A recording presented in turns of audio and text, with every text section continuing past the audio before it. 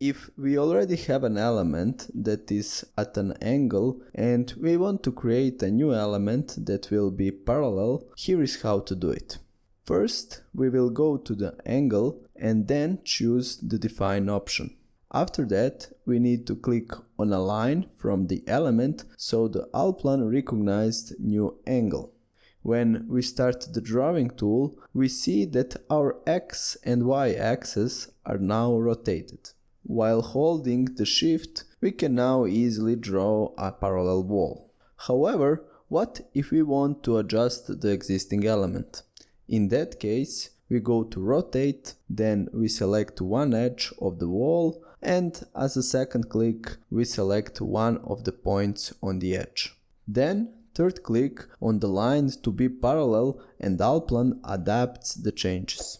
We can do the same thing for more elements at the same time.